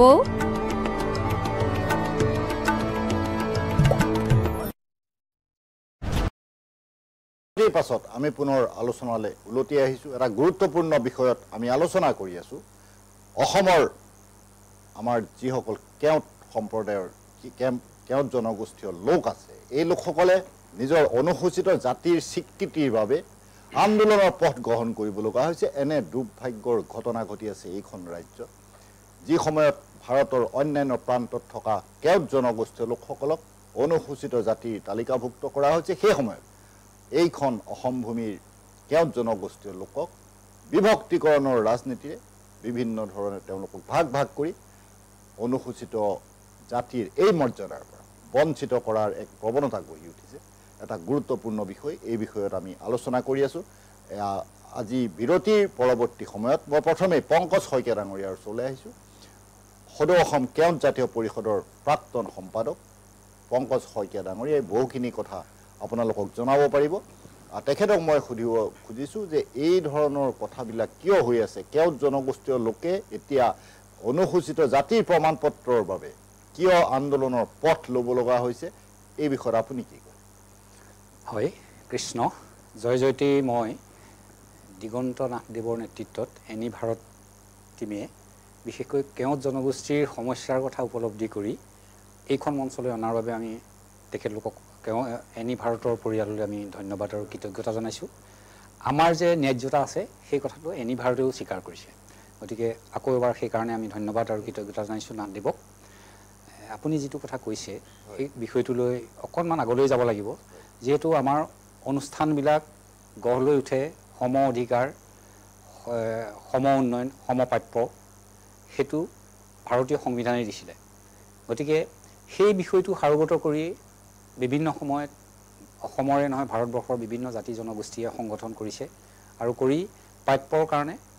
আন্দোলন কৰিবলগীয়া হয় হয়তো এইটো স্বাভাৱিক অসমৰ ক্ষেত্ৰতো তাক আমি দোহৰাৰ প্ৰয়োজনেই নাই অসমে কিবা এটা পাবৰ কাৰণেই যিকোনো বস্তু পাবৰ কাৰণে আন্দোলন কৰিলেহে তাৰ প্ৰাপ্তিৰ সুবিধাটো আহে সেইটো সকলোৱে জানে যি নহওক অৱশ্যে বিশেষকৈ আমাক গুৰুজনাই ইয়াক আমি বিভাজনৰ কথাটো গুৰুজনাই কোৱা নাছিলে আৰু সকলোৰে সম অধিকাৰেই বিচাৰিছিলে কিন্তু যিহেতু ভাৰতীয় সংবিধানে আমাক যি প্ৰদত্ত অধিকাৰ দিছে সেই ক্ষেত্ৰত সকলো জাতি জনগোষ্ঠীয়ে সেই কথাটো ডিমাণ্ড কৰাৰ যুক্তিযুক্ততা আছে আৰু সেইটো সকলোৰে প্ৰাপ্য সেইকাৰণেই আজি আমাৰ অনুষ্ঠানটোৰ আমাৰ সংগঠনৰ উদ্দেশ্য সেয়ে আছিলে এই ক্ষেত্ৰত ইতিমধ্যেই আমাৰ কেওট জাতীয় পৰিষদৰ দিলীপ বৰাদেৱ সভাপতি আৰু ইফালে সন্মিলনৰ আমাৰ ব্ৰজেন কাকতিদেৱ তেখেতে গুৰুত্বপূৰ্ণ কেইবাটাও পদক্ষেপ লৈছে কেইবাটাও কাৰ্যসূচী লৈছে কেন্দ্ৰীয় চৰকাৰকো ইতিমধ্যে আইনমন্ত্ৰীক সুসিদিনা স্মাৰকপত্ৰ দি এটা অগ্ৰগতি লাভ কৰিছে সেইকাৰণে তেখেতকো ধন্যবাদ জনাইছোঁ তেখেতৰ ব্যক্তিগত উদ্যোগত আগবাঢ়িছে আৰু ইফালে দিলীপ বৰাদেৱৰ নেতৃত্বত কেওট জাতীয় পৰিষদৰ সংগঠনে জন্ম লগ্নৰে পৰা জাতিটোৰ উন্নয়নৰ হকে জাতিটোৰ সমস্যাবিলাক চৰকাৰক জনাবৰ কাৰণে আৰম্ভণিৰ পৰাই যি পদক্ষেপ লৈছিলে তাৰ কিছুমান আমি ফলপ্ৰসূ পদক্ষেপ পাইছোঁ যেনে আমাৰ কেওট উন্নয়ন পৰিষদ কৰিছিলে আমাৰ আন্দোলনৰ ফলতে এখন উন্নয়ন পৰিষদ দি হয়তো সামান্য পৰিমাণৰ ফাণ্ড দি আৰম্ভ কৰিছিলে তাৰ পিছতেই আমাৰ জাতিটোৰ কাৰণে আমি বিশেষ এটা দাবী আছিলে সেইটো হ'ল আমাৰ ছাৰ্ভেটো কৰিবলৈ চেঞ্চাছ জনগণনা যিটো যাৰ যোগেদি আমাৰ কিমানখিনি বিভিন্ন ক্ষেত্ৰত পিছপৰা সেই কথাখিনি সকলোখিনি ওলাই গ'লহেঁতেন আৰম্ভণি কৰিছিলেই কিন্তু পিছৰ পৰ্যায়ত সেইখিনি চৰকাৰৰ যিহেতু ফাণ্ড দিব পৰা নাছিলে সেইকাৰণে নেবাঢ়িলে চাগে নিশ্চয় আমাৰ কাকতিদেৱে ক'বই চাগে ঘোষণা কৰিছিলোঁ আৰু সেইমতে আমিও ভাবিছিলোঁ হ'ব বুলি হয় কিন্তু পিছৰ পৰ্যায়ত কিন্তু দেখিবলৈ নাপালোঁ হয় চেঞ্চাছটো হৈ নুঠিলে কিন্তু পিছলৈ হৈ নুঠিলেগৈ গতিকে সেই কথাখিনি যদি হৈ গ'লহেঁতেন আমাৰ বিশেষকৈ আমাৰ সংগঠনকেইটাৰ সেই দাবীটো আছিলেই সেই দাবীটো এতিয়াও আছে বাহাল আছে আৰু আমি যিহেতু আমি SC বিচাৰিছোঁ কাৰণ ইতিমধ্যে কোৱা হৈছে উৰিষ্যা পশ্চিমবংগ বিভিন্ন ৰাজ্যত ভাৰতবৰ্ষৰ ত্ৰিপুৰা আছেই কেওট বুলি গতিকে অসমৰ ক্ষেত্ৰত ইয়াৰ কিয় বৈষম্য হ'ব লাগে আমি সকলোৱে জানে কেওট জাতিটো সদায় উদাৰ মনৰ জাতি বুলিয়ে জানে আৰু আন্দোলনমুখী নাই হোৱা সেই পৰিৱেশটো আজিৰ তাৰিখত আহিবলৈ গৈছে আমাক যিহেতু প্ৰশ্ন কৰে সকলোৱে আমি য'তেই যাওঁ আমাক সদায় সোধে যে আমি কি কৰিব পাৰিছোঁ প্ৰত্যেকেই এইবিলাক প্ৰশ্ন আমি বিশেষকৈ সহজ সৰল গাঁৱৰ ৰাইজৰ পৰা আমি উত্তৰ দিবলৈ আমাৰ উপায় নাথাকে গতিকে এনে কিছুমান সমস্যাৰ সন্মুখীন হ'বলগীয়া হৈছে আমি ভাবোঁ চৰকাৰে এই কথাটো গুৰুত্ব সহকাৰে বিবেচনা কৰি সকলো জনগোষ্ঠীয়ে সকলোৰে সম অধিকাৰ পাওক আমি তাত ক'বলগীয়া নাই সকলো জনগোষ্ঠীৰ যি প্ৰাপ্য সাংবিধানিক অধিকাৰ সেইখিনি দিয়াটো নিশ্চয়কৈ প্ৰয়োজন হ'ব কেতিয়াও বিৰোধ কৰাও নাই কেতিয়াও কাকো বিৰোধ কৰা নাই 6 জনগোষ্ঠীক দিয়ক আমি কোনো কাৰণতে বিৰোধ কৰা নাই ক্ষতি নকৰাকে সকলো জনগোষ্ঠীয়ে নিজৰ প্ৰাপ্যখিনি পাওক আমি বিচাৰি আছো হয় সেয়ে আমাৰ উদ্দেশ্য হয় মই পংকজ শইকীয়াদেৱক ধন্যবাদ জনাইছোঁ মই তেখেতৰ ওচৰলৈ পুনৰ আহিম এতিয়া আহিছোঁ ভোজন কাকতি ডাঙৰীয়াৰ ওচৰলৈ আৰু ডাঙৰীয়াকো মই এটা কথা সুধিব বিচাৰিছোঁ যে এনেধৰণৰ প্ৰাপ্য আদায় কৰিবলৈ যাওঁতে বিভিন্ন সময়ত বিভিন্ন প্ৰতিক্ৰিয়াৰ সৃষ্টি হয় আন্দোলনমুখী হৈ পৰে বিক্ষোভৰ সৃষ্টি হয় এনেধৰণৰ ঘটনাবোৰ হৈছে সৌসিদিনা কোকৰাঝাৰত কি হ'ল আমি সেই কথাও গম পাওঁ বড়োলেণ্ড বিশ্ববিদ্যালয়ৰ তৃতীয় ষান্মাসিকৰ যি পৰীক্ষা আছিলে সেই পৰীক্ষা পৰ্যন্ত বাতিল কৰিব লগা হৈছে এনেধৰণৰ ঘটনাবিলাকো ঘটি আছে হয় দুৰ্ভাগ্যজনক কাকতি ডাঙৰীয়া এই কথা ক'ব নেকি যে এনেধৰণৰ আন্দোলন কৰিবলৈ গৈ এনেকৈ শিক্ষাৰ্থীৰ জীৱনৰ প্ৰতি প্ৰত্যাহ্বান নমাই অনা এই ধৰণৰ কথাবিলাকক ঘটনাবিলাকক আপুনি কেনেধৰণে ব্যাখ্যা কৰিব চাওক BTC বড়োলেণ্ডৰ সচিবালয়ত যিটো মানে আপাতত যিখিনি দেখিলোঁ যে আক্ৰমণে এক প্ৰকাৰ মানে লংকা কাণ্ড ভাঙি চিঙি চব চুৰমাৰ কৰি দিছে এইটো এটা তাকো শিক্ষাৰ্থী বুলি কৈ আছে যে শিক্ষাৰ্থীসকলে তেনেকুৱা এটা কাম কৰিব আজিৰ তাৰিখত আমি মানে আচৰিত হৈ গৈছোঁ সন্দেহ হৈ গৈছে যে ইমান শিক্ষা লোৱাৰ পিছতো বা বিশ্ববিদ্যালয়ৰ শিক্ষাৰ্থীসকলে যদি ৰাজহুৱা সম্পত্তি ধ্বংস কৰে বা ভাঙি চিঙি চুৰমাৰ কৰে সম্পত্তিটো আমাৰে লছ হৈছে তেনেকুৱা ক্ষেত্ৰত আমি অতি আচৰিত হৈ গৈছোঁ যে কি কাৰণত মানে বড়োলেণ্ডৰ বা BTCৰ সচিবালয়ত এই লংকাকাণ্ড কৰিলে আমি একদম মানে আচৰিত হৈ গৈছোঁ আৰু যিটো হ'ব নালাগিছিল অতি দুৰ্ভাগ্যজনক আৰু আমি সদৌ অসম কেওট জাতীয় সন্মিলনৰ তৰফৰ পৰা আমি প্ৰতিক্ৰিয়াও প্ৰকাশ কৰিছোঁ যে অত্যন্ত দুৰ্ভাগ্যজনক এইটো হোৱাটো আমি কামনা নকৰোঁ ৰাষ্ট্ৰৰ সম্পত্তি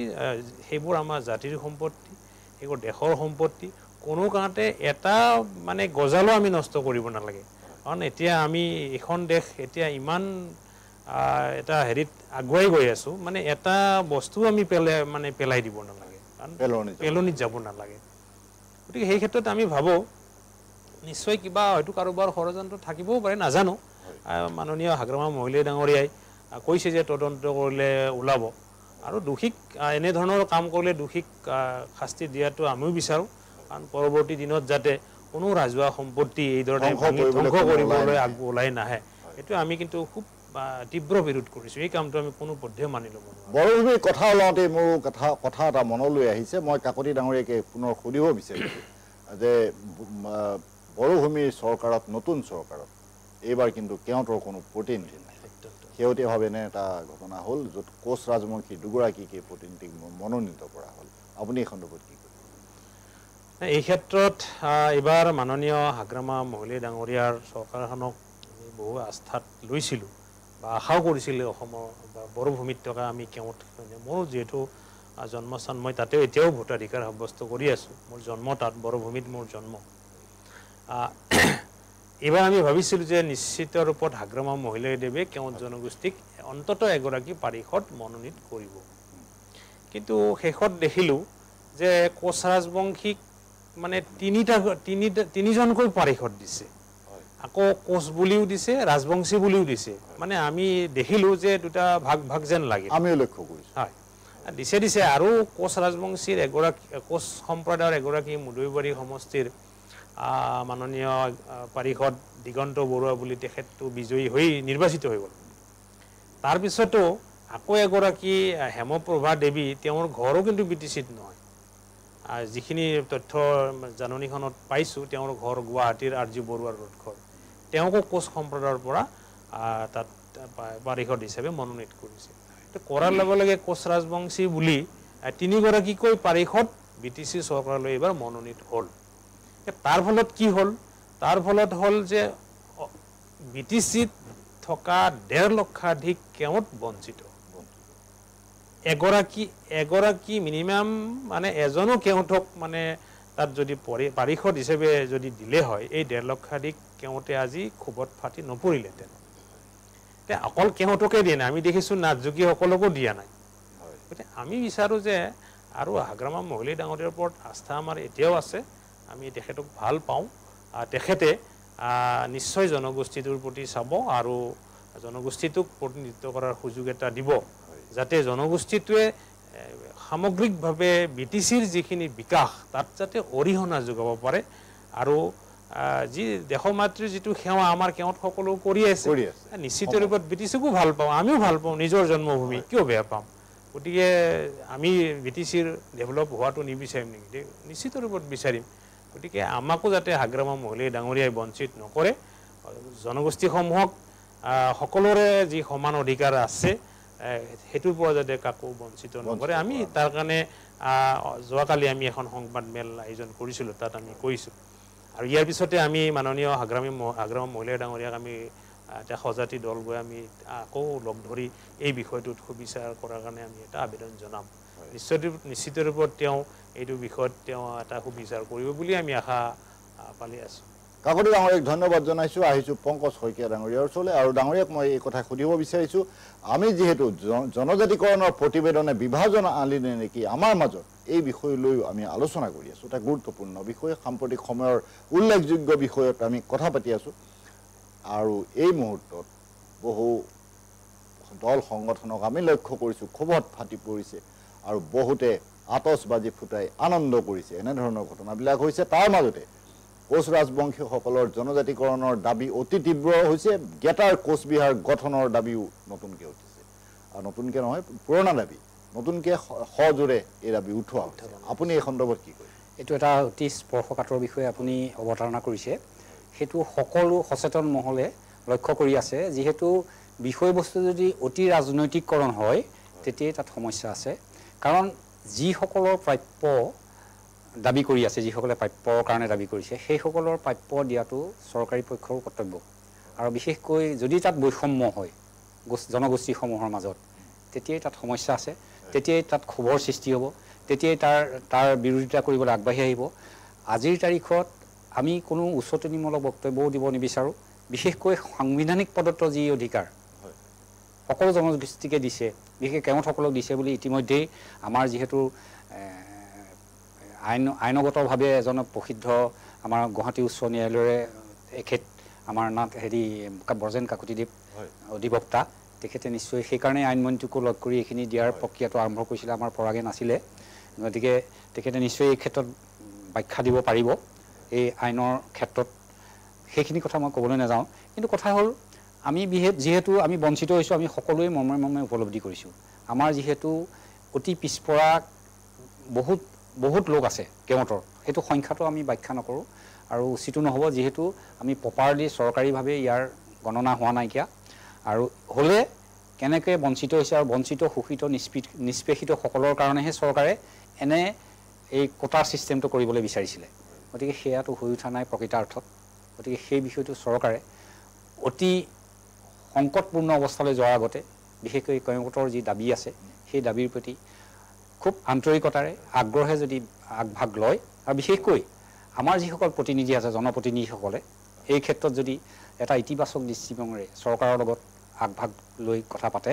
নিশ্চয়কৈ জনগোষ্ঠীটো উপকৃত হ'ব আৰু তেওঁলোকেও ব্যক্তিগতভাৱে উপকৃত হ'ব সেইকাৰণে আমি অতি ৰাজনৈতিকৰণ নকৰাকৈ কাকো উচতনিমূলক বক্তব্য নৰখাকৈ আমি এটা সৎ পথেৰে আগবাঢ়ি যাবলৈ আমি সংগঠনসমূহৰ আমি নেতৃত্বই আহ্বান জনাইছোঁ আৰু আমাৰ উদ্দেশ্য এটাই আমাৰ যিটো গণতান্ত্ৰিক আন্দোলন সেই আন্দোলনটোৱে সদায় এটাই কথাই কৈ থাকে যে যিটো আমি সাংবিধানিক অধিকাৰ সেইটো আমাক নিশ্চিতভাৱে চৰকাৰে দিব লাগে হয় আৰু প্ৰাপ্যৰভাৱে দাবী কৰিছে আমাৰ পংকজ শইকীয়া ডাঙৰীয়া মই তেখেতৰ ওচৰলৈ পুনৰ আহিম এতিয়া ব্ৰজেন কাকতি ডাঙৰীয়াৰ ওচৰলৈ আহিছোঁ আৰু তেখেতক মই এটা কথা সুধিব বিচাৰিছোঁ যে এনেধৰণৰ যিমানেই যি দাবী নাথাকক কিয় গোটেই দাবী পূৰণৰ ক্ষেত্ৰত ৰাজনৈতিক প্ৰক্ৰিয়াটো জড়িত হৈ যায় ৰাজনীতি জড়িত হৈ যায় ৰাজনীতিকসকলক আমাক অতিকৈ প্ৰয়োজন হয় কিন্তু এই সময়ত আমি লক্ষ্য কৰিছোঁ বিভিন্ন মেৰুত বিভাজিত হৈ গৈছে গৌৰৱ গগৈ ডাঙৰীয়াই আজি ঘোষণা কৰিছে যে মুখ্যমন্ত্ৰী জনজাতি আৰু জনগোষ্ঠী বিৰোধী এইবুলি ঘোষণা কৰিছে গৌৰৱ গগৈ ডাঙৰীয়াই তাৰ দুদিন পূৰ্বে মুখ্যমন্ত্ৰী ডাঙৰীয়াই কৈছে যে যি প্ৰতিবেদন জনজাতিকৰণ সন্দৰ্ভত দাখিল কৰা হৈছে এই প্ৰতিবেদন বিজ্ঞানসন্মত আৰু এই প্ৰতিবেদনে 6 জনগোষ্ঠীৰ দাবীসমূহ পূৰণ কৰিব এনেধৰণৰ কথাবিলাকত ৰাইজ বিপাঙত পৰিছে ৰাইজে কি সঁচা কি মিছা একো ধৰিব নোৱাৰা হৈছে কাকতি ডাঙৰীয়াই এই সন্দৰ্ভত কি কয়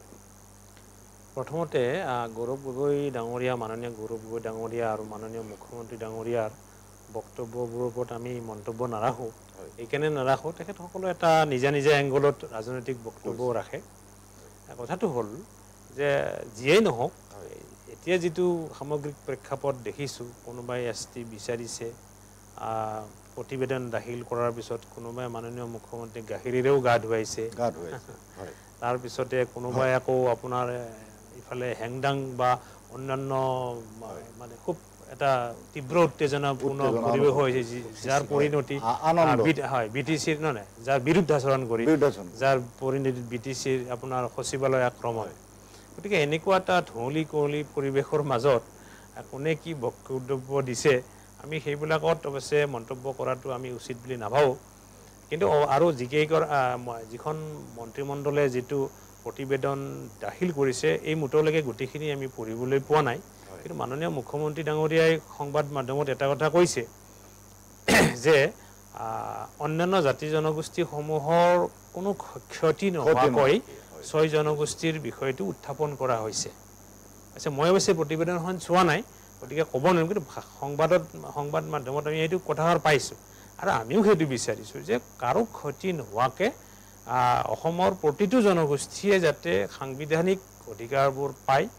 বা স্বীকৃতিবোৰ পায় কাৰো ক্ষতি নোহোৱাকৈ আমি সেইটোই মানে বিচাৰিম গুৰুত্বপূৰ্ণ কথা কৈছে ব্ৰজেন কাকতি ডাঙৰীয়াই ৰাজনীতিকসকলৰ মন্তব্যত তেখেতে প্ৰতিক্ৰিয়া প্ৰকাশ কৰিবলৈ অসুবিধা পাইছে মই তেখেতক ধন্যবাদ জনাইছোঁ আহিছোঁ পংকজ শইকীয়া ডাঙৰীয়াৰ ওচৰলৈ আৰু শইকীয়া ডাঙৰীয়াকো মই এই কথা সুধিব বিচাৰিছোঁ যে এই প্ৰতিবেদন দাখিল হ'ল সন্মুখত নিৰ্বাচন আছে আৰু 3 মাহ পাছত 4 মাহ পাছত নিৰ্বাচন অনুষ্ঠিত হ'ব এনে এটা অৱস্থাত এই জনজাতিকৰণৰ প্ৰতিবেদনে কি ফলাফল দিব আমি যদি লক্ষ্য কৰোঁ আমাৰ পুৰণি দিনলৈ আমি যদি ঘূৰি চাওঁ তেতিয়াও দেখোঁ এনেধৰণৰ প্ৰতিবেদন আগতো বহুকেইখন দাখিল কৰা হৈছিলে তাৰ ফলাফলে কোনোবাল এইবাৰ কি হ'ব বুলি আপুনি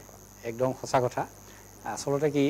যেতিয়াই এটা ইলেকশ্যন আহে তেতিয়াই কিছুমান সমস্যাবিলাকো মূৰ দাঙি উঠে আৰু চৰকাৰেও উদ্যোগ লোৱাৰ যেন দেখিবলৈ আৰম্ভ কৰে গতিকে আমি এইটো আশাবাদী যাতে এইটো ৰাজনৈতিক উদ্দেশ্য প্ৰণোদিত হ'ব নালাগে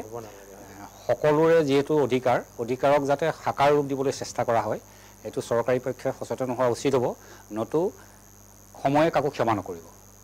প্ৰথম কথা আৰু দ্বিতীয়তে আমি বিশেষকৈ আমাৰ ক্ষেত্ৰতে আমি লক্ষ্য কৰি আছোঁ যে আমাৰ প্ৰতিবাদটো যেতিয়া উগ্ৰ হোৱা নাই বা আমাৰ প্ৰতিবাদটো শক্তিশালী ৰূপত প্ৰতিষ্ঠা হোৱা নাই সেইকাৰণে হয়তো চৰকাৰে ভাবিছে যে তেওঁলোকক আমি অৱজ্ঞা কৰিব পাৰিম কিন্তু সেইটো কথা যদি ভাবে ভুল হ'ব সময় কিন্তু কাকো ক্ষমা নকৰিব এতিয়ালৈকে আমাৰ জনগোষ্ঠীয়ে যি পৰ্যায়লৈকে সংগঠিত ৰূপত আগবাঢ়ি আছে আমি এটা আন্তৰিকতা প্ৰয়াস লৈ পেলাই আমি আগবাঢ়িবলৈ বিচাৰিছোঁ আৰু যিটো সংবিধানক আকৌ এবাৰ কৈছোঁ সংবিধানৰ যিটো অধিকাৰহে আমি বিচাৰিছোঁ সংবিধানে দিয়া যিটো অধিকাৰ আৰু সেই অধিকাৰক দিয়াৰ ক্ষেত্ৰত চৰকাৰে যদি পুংখানুপুংখভাৱে সূক্ষ্মভাৱে বিবেচনা কৰি ইয়াৰ এটা সমাধানৰ পথ উলিয়াই নিশ্চয় শুভ হ'ব সকলোৰে কাৰণে আৰু যদি তাকেই নকৰে হয়তো কেৱল জনগোষ্ঠীৰ ক্ষোভৰ বিস্ফোৰণ চৰকাৰেও ৰাখিব নোৱাৰিব সময়ত গৈ বিস্ফোৰিত হ'বগৈ গতিকে সেই কথাটো আজিৰ আপোনাৰ এই এনি ভাৰতৰ মঞ্চৰ পৰাই আমি চৰকাৰী পক্ষকো জনাই থৈছোঁ পংকজ শইকীয়া ডাঙৰীয়াক ধন্যবাদ জনাইছোঁ তেখেতে এটা বিস্ফোৰক কথা কৈছে ক্ষোভৰ বিস্ফোৰণ হ'ব বুলি কৈছে মই আহিব বিচাৰিছোঁ ব্ৰজেন কাকতি ডাঙৰীয়াৰ ওচৰলৈ আপোনালোকে যদি এনেধৰণে ডিমাণ্ড কৰি থকা আপোনালোকে বিচাৰি থকা প্ৰাপ্য আদায় নাপায় আপুনি দীৰ্ঘ সময় যদি অতিবাহিত হৈ যায় আপোনালোকে ইয়াৰ বিপৰীতে কি ব্যৱস্থা ল'ব নিশ্চিত ৰূপত মাননীয় আমাৰ পংকজ শইকীয়া ডাঙৰীয়াই কৈছে যে নিশ্চিত ৰূপত আন্দোলনেই পথ হ'বগৈ গণতান্ত্ৰিক আন্দোলন মানে আমি গণতান্ত্ৰিক আন্দোলনৰ কথাই কৈছোঁ যে বিগত কালচোৱাতো আমি দেখিছোঁ যে জাতি জনগোষ্ঠীসমূহে আন্দোলন অবিহনে একো প্ৰাপ্তি নহয় নাপায়গৈ গতিকে কেওঁটৰ ক্ষেত্ৰতো সেইটোৱে হ'বগৈ যদি চৰকাৰে জনগোষ্ঠীটোৰ যিটো আহ্বান সেই আহ্বানটোক যদি গুৰুত্ব নিদিয়ে আওকাণ কৰে সময়ত গৈতো জনগোষ্ঠীটোৰ মনৰ মানে ক্ষোভৰ বিস্ফোৰণ হ'বই ক্ষোভত ফাটি পৰিবই তাত কোনো আৰু এইটো স্বাভাৱিক অৱধাৰিত যিটো আৰু আমি মানে নিবিচাৰিলেও সেইটো অট'মেটিক সময়ে কৰি লৈ যাব কাৰণ এইখন ভূমিত চাওক আজিৰ তাৰিখত এই অসম ভূমিত যদি কিবা কাৰণত এইখন ট্ৰাইবেল ৰাজ্য ঘোষিত হ'ল আকৌ দোহাৰিছোঁ যে এই কেওঁট জনগোষ্ঠীৰ যিটো ভূমিৰ অধিকাৰকে আদি কৰি বিভিন্ন অধিকাৰৰ ক্ষেত্ৰত কি হ'বগৈ স্থিতিটো কি হ'বগৈ যিটো এতিয়া বৰভূমিত হৈ আছে ভূমিৰ অধিকাৰেই হওক যে SCৰ চাৰ্টিফিকেটখন নোহোৱা কাৰণে বা আমাক সুৰক্ষা কৱচ নিদিয়াৰ কাৰণে তাত আমি ভূমিৰ অধিকাৰৰ পৰা বঞ্চিত হৈছোঁ হুৱেৰেজ 2 দিন আগতে পশ্চিমবংগ বা বিহাৰৰ পৰা অহা কোনোবা অনুসূচিত জাতিৰ প্ৰমাণ পত্ৰ থকা ব্যক্তিয়ে একেদিনাই বা তাৰ পিছদিনাই বড়োভূমিত মাটি কিনিব পাৰে বিকিব পাৰে ভূমিৰ অধিকাৰটো পাই গৈছে আৰু অতি আচৰিতভাৱে আমাৰ ভাতৃ যিকেইগৰাকীয়ে আমাৰ SC প্ৰাপ্তিত তেখেতসকলে মানে প্ৰতিবাদ কৰিছে পাব নালাগে বুলি তেখেতসকলেও কিন্তু এই বিষয়টোত কোনো ধৰণৰ মন্তব্য প্ৰকাশ কৰা নাই যে অলপ আগতে আমাৰ মাননীয় দিলীপ বৰা ডাঙৰীয়াই কৈ গৈছিল এই কথাখিনিয়ে কৈ গৈছিল যে আমি খিলঞ্জীয়া গতিকে আজি আমি খিলঞ্জীয়াখিনিয়েই বঞ্চিত হৈছোঁ গতিকে যদি এই জনগোষ্ঠীটোৱে SCৰ পৰা বঞ্চিত হয় ঠিক খিলঞ্জীয়াৰ যিখিনি অধিকাৰ সেইখিনিৰ পৰাও আমি বঞ্চিত হ'ম যাৰ কাৰণে আজি এদিন আগত অহা বিহাৰ বা পশ্চিমবংগৰ পৰা অহা SCৰ যি 2-এজন বা লোক আহে তেওঁলোকে ভূমিৰ অধিকাৰ বড়োভূমিত পাইছে কিন্তু আমিতো পোৱা নাই আমাৰতো অকল কেওঁতেই নহয় কলিতাখিনিও পোৱা নাই যিখিনি আমি SC ST যাৰ নাই সকলোৱে পোৱা নাই গতিকে আমাৰ কি হ'ব যিটো অৱস্থা বড়োভূমিত হৈছে এটা সময়ত অসম ভূমিতো হ'ব গতিকে গোটেই অসম প্ৰান্তক লৈ আমি এটা কথাই বিচাৰিছোঁ যে যিহেতু এই জনগোষ্ঠীটো ভাৰতৰ আদিম জনগোষ্ঠী আদিম অধিবাসী আৰু আদিৰ পৰাই তেওঁলোক এনেকুৱাকৈ বিভিন্ন নিম্ন স্তৰৰ কাম কৰি জীৱন নিৰ্বাহ কৰি আহিছে গতিকে এই জনগোষ্ঠীটো আদিৰ পৰাই আচলতে অনুসূচিত জাতিৰ অন্তৰ্ভুক্ত হৈ আছে ভগদত্তৰ হৈ আছে কিন্তু ইয়াত পশ্চিমবংগ পাৰ হৈ কি কাৰণত জালুৱা হালুৱা নামাকৰণ কৰি হালুৱা যিটো গ্ৰুপ বনাই তাক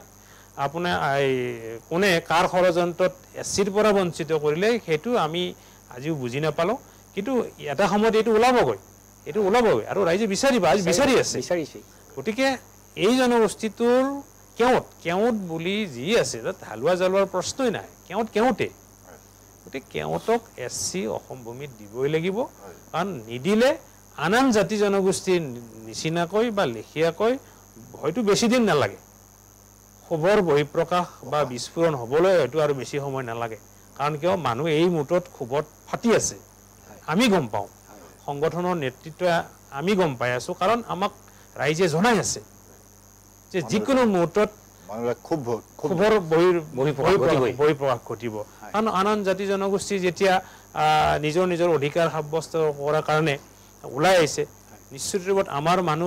মানুহখিনিৰ মনত প্ৰতিক্ৰিয়া এটা আহিছে এইটো কেনেকৈ বহি থাকিব স্বাভাৱিকতে মনৰ মাজত জুইকুৰা জ্বলি উঠিব গতিকে জ্বলি উঠিছে গতিকে চৰকাৰক আমি আহ্বান জনাওঁ যে আন জাতি জনগোষ্ঠীৰ লেখীয়াকৈ অসমৰ কেওঁত জনগোষ্ঠীকো SCৰ যিটো প্ৰাপ্তি বা মৰ্যাদা দিয়াৰ যিটো পাব লাগে সেইটো অনতিপলমে কৰিব লাগে যাতে জনগোষ্ঠীটোৱে সুৰক্ষা কৱচ পায় আদিম অধিবাসী হিচাপে বুলিয়ে নকওঁ যে এই ভাৰতভূমি অখণ্ড ভাৰতভূমিৰ যি প্ৰাচীন অধিবাসী গতিকে সেইমতে তেওঁলোকৰ যিটো অধিকাৰ সেইটো প্ৰাপ্য পাব লাগে আৰু দেশৰ আন ঠাইৰ নিচিনাকৈ চবেই জানে ত্ৰিপুৰাত পাইছে পশ্চিমবংগত পাইছে বা উৰিষ্যাত পাইছে গতিকে অসম ভূমিত কিয় নাপাব এটা গুৰুত্বপূৰ্ণ কথা কৈছে আমাৰ কাকতি ডাঙৰীয়াই মই তেখেতক ধন্যবাদ জনাইছোঁ আমাৰ অনুষ্ঠানৰ সময় চমু চাপি আহিছে আৰু কেইটামান মিনিটৰ পাছতে আমি অনুষ্ঠানৰ পৰা বিদায় ল'ব লাগিব মই শেষবাৰৰ কাৰণে আহিছোঁ পংকজ শইকীয়া ডাঙৰীয়াৰ ওচৰলৈ আৰু শইকীয়া ডাঙৰীয়াকো মই এই কথাই সুধিব বিচাৰিছোঁ যে এই জনজাতিকৰণৰ এই অনুসূচিত জাতিৰ এই যি ব্যৱস্থা এই ব্যৱস্থা আপোনালোকে এই জনজাতিকৰণৰ প্ৰতিবেদন দাখিলৰ লগত সমসাময়িকভাৱে কিবা আশা কৰিছিল নে কিবা লাভ কৰিম বুলি ভাবিছিল নে এই কথাটো মই সুধিব বিচাৰিছোঁ আৰু এটা কথা একে সময়তে মই আপোনাক সুধিব বিচাৰিছোঁ যে কি পদ্ধতিৰে বা কেতিয়াকৈ আপোনালোকৰ এই সমস্যা আৰু এই ন্যায্য প্ৰাপ্তিৰ দাবী শেষ হ'ব বুলি আপুনি ভাবে আমি এই বিষয়টো লৈ আমাৰ ইতিমধ্যে দিলীপ বৰাদেৱে আৰু বৰ্জেন কাকতিদেৱে আপোনাক কৈ গৈছে যে আমাৰ কেইবালানিও চৰকাৰৰ লগত আলোচনা হৈছিলে সেই আলোচনাৰ মৰ্মে বহুত অগ্ৰগতি হৈছিলে তাৰ মাজৰ পৰ্যায়তে বস্তুটো স্থবিৰ হৈ পৰিল সেইটো কি কাৰণে আমিও বুজাটো অলপ অসুবিধা হৈছে কিন্তু এটা কথা ঠিক আজিও আমি এই মঞ্চৰ পৰাই কৈ থৈছোঁ যে অদূৰ ভৱিষ্যতে আমি ৰাইজক নিয়ন্ত্ৰণ কৰাটো সম্ভৱ হৈ নুঠিব গতিকে এই ক্ষেত্ৰত চৰকাৰে এটা সদিচ্ছাৰ ভাৱ লৈ